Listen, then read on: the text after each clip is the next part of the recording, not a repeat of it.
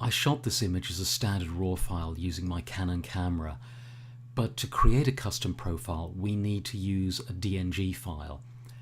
So to do that I've used the standard Adobe DNG converter software, which you can download free from Adobe. It's important here that the image is correctly exposed because that can affect your profile. However, it doesn't actually matter if the white balance is neutral, since the software is clever enough to work that out for itself and compensate accordingly. We can put this away now and we'll just open up the software. That's open now and it's really simple. It just says drag and drop a DNG image here. That's loading the image. And as you can see, the software has cleverly identified the targets.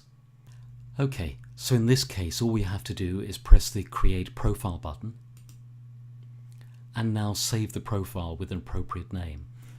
You can see here it's listed the camera I've used, and we'll just add something about the actual conditions. So we could say sunny daylight, and let's just save that.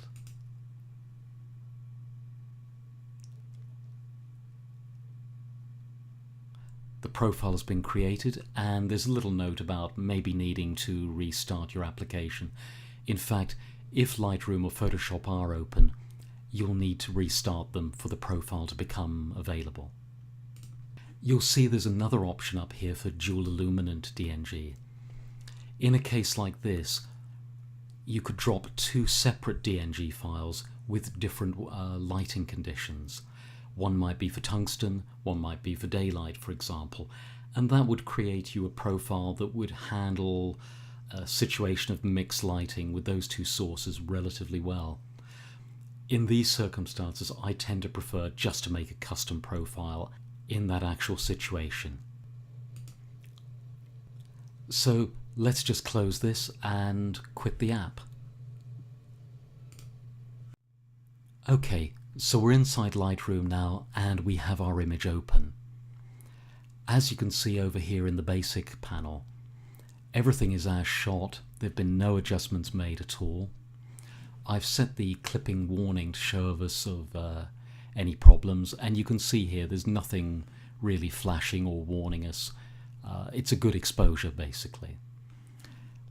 Now if we go down to the camera calibration tab and open that, you can see the process is the current version and the profile is Adobe standard. It's fine, it's just a little bit dull. Now if we apply that profile that we've just created, you can see it's there now appeared. Watch what happens to the colors. You can see how that blue has become much more intense. Let's go back and have a look at that again. Adobe standard. The purples again have become flatter suddenly. Have a look at that. The purples, the pinks, yellows, blues, they've all become much more vibrant. So all of your color images are going to look fantastic now if you apply this profile. And you could then apply that as a batch setting to all the images that were shot under similar lighting conditions. Lightroom is clever in the sense that it will only show you profiles that are relevant to the camera that you've used. So if you have 3 or 4 cameras, don't worry about that. You're not going to see hundreds of profiles for different cameras. I should actually point out that in Lightroom you can actually create a custom camera profile by using a plugin rather than the ColorChecker Passport software you saw earlier. To do so, you would simply go to File, Export with Preset, and then go down here and select ColorChecker Passport. Again, you would simply create the profile name and save it. We can leave here now and take a look at how it works in Photoshop. Okay, so I've opened Photoshop and let's see how it works here. We can simply go to File, Open. We'll select our DNG profile image here that we have on the desktop.